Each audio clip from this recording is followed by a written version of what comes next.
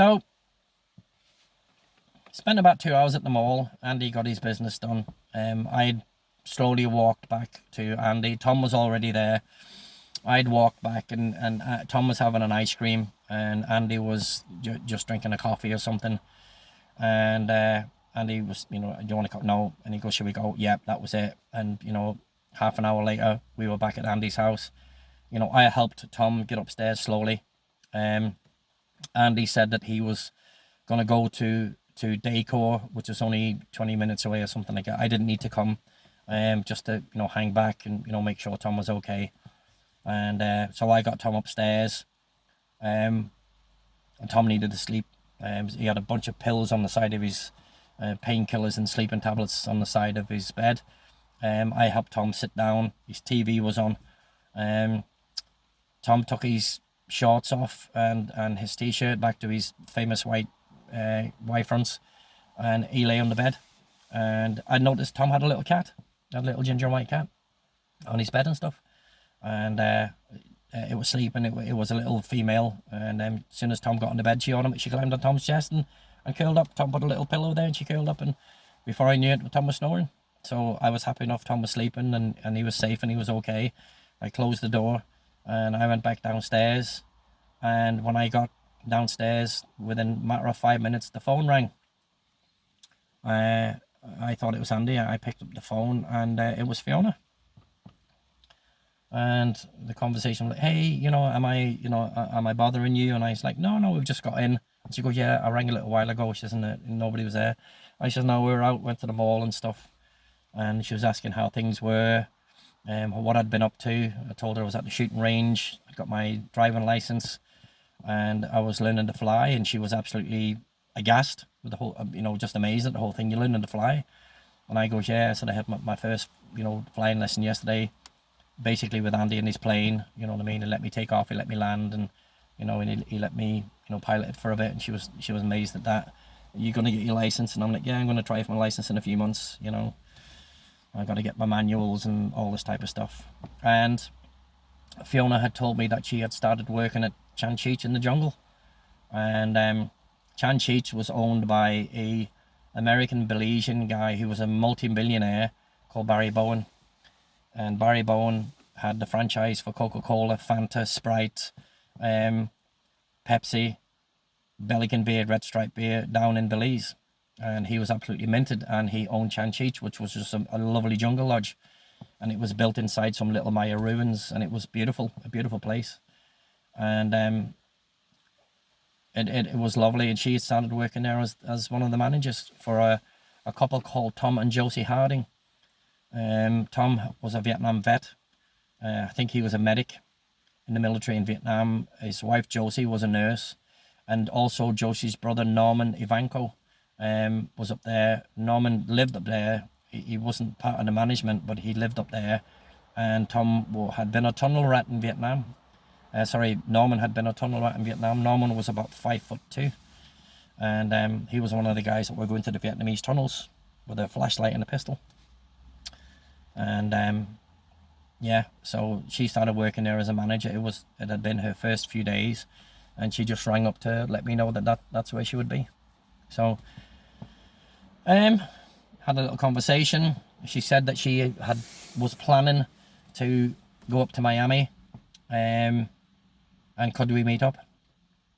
And I was like, well, when is this going to be? And she's like, in about a week and a half. And she gave me the day and the date and the time for the flight and everything. And I said, yeah. I said, if you want to come, are you coming up alone? Are you coming up with friends? She was coming up alone to see friends. And she'd be staying at one of the hotels and stuff. And I says, well, come and stay at the house. Don't pay for a hotel. You can take my bedroom and I'll sleep on the couch. I says, come and stay at the house. No need to be doing that. And she was like, oh, it's really kind of you. That'd be really good. And I says, you can, go and see your friends and that, that. I said, at least you have a place to stay. I said, it'll save you some money. And so, we kind of both agreed to that. I let Andy know. Andy had no problem with it. And, Andy had met Fiona a few times down in Belize when Andy had called into the restaurant to work. where she worked, to order something to eat. So they kind of knew each other, and she also knew she also knew Andy from being in Dives Dave Centre. So with the gear and stuff. So she wasn't a stranger to him. So I would book them. She was coming up for 3 days, so I booked those 3 days off with Andy. Because it was only I think it was only going to be local stuff that it turned out to be, just delivering in the keys and everything. So I would spend that 3 days kind of like, showing Fiona around and stuff. And so we arranged that, and we were just chit-chatting, and she was telling me the crack that was going on down in San Pedro, and there'd been a few fights with the locals, and somebody had been hit by a boat and all this type of stuff while out snorkeling. And so yeah, that was it. So the conversation was about 10 minutes. We signed off, and she says, it's okay to call in a couple of days' time. And I just said to her, out of the blue, I says, Fiona, I says, why have you got a sudden interest in me? I says, why suddenly are, what's going on? And she says, I like you. She says, I really like you. She said, there's just something about you that I like. She goes, I like the fact, she goes, that you don't take shit. You know what I mean? And she goes, I'm kind of, she says, I'm just tired, she goes, of guys who are just fucking yes and no, and don't have a pair of balls to stand up for themselves. And I was like, right. And that was all. She says, I just like you. She goes, I think you're a nice person. And she says, I'm sure Dave has been letting you know that I've been asking about you and stuff. And I goes, yeah. And I says, well, listen, don't be asking him anything about me. I said, if you want to know anything, you ask me yourself. And that's kind of where I went from there. So she seemed nice, and so we'd made the arrangement that she would come and stay at the house. She would obviously tell her dad, tell Taff, the fucking Overgruppenführer, and whether he said yes or no, that was up to him. And I had mentioned to Fiona, I said, you're scared of your dad and you do everything you're saying. And she says, like, yeah. And I says, well, it's time you started to stand on your own 2 feet. I says, because listen, whoever you date, it's not going to fucking put up with your dad's bullshit. You know what I mean? I says, so that's something that you need to realize. I says, whoever you marry or whoever you end up with is not going to put up with his bullshit. I says, end of story. I says, you need to cut them apron strings, and which she agreed to, at some point in her life. But we signed off. I lay down. I had a sleep. Woke up a couple hours later, hungry. Ate. Did a workout. As I always did. My pull-ups, my sit-ups, my air squats. All a bit of training with the weights and stuff. Showered off. Ate again, and then just went and sat and watched TV. And that was it. And about 2 o'clock in the morning, there was an awful crack of thunder. I thought somebody dropped the bomb. It was crazy. And then all of a sudden the lightning lit everything up, and there was just massive cracks of lightning, and and thunder, and and then the rain came down, and the rain was fucking horrendous.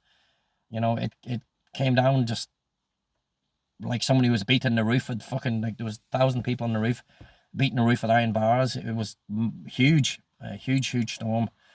And it just came down, and it lashed down for about an hour, and then it disappeared. That was it, gone. There was loads of property, in the area kind of damaged. There were very, very high winds. It wasn't a hurricane or anything. It was just a big storm. Some of people's houses have been damaged, a bit on the roof. This type of stuff. There was no TV aerials on the roofs over there because everything was cable. They were very, very advanced compared to like over in Northern Ireland. Everybody had TV antennas, whereas in the States they didn't. It was all cable, even back then. And so that they didn't have chimneys because they weren't allowed to have fires. Everything was, AC, central heating, that type of thing, which was very advanced as well. But it was an awful storm. I loved them. I just loved, I went into the bedroom, made sure all the lights were out, and had the curtains open, the blinds, and just watched the lightning and the storms. It was absolutely brilliant. I love that stuff. And that's one of the things that I'd missed about, you know, being in San Pedro, was the storms and the wind and the rain. It was brilliant.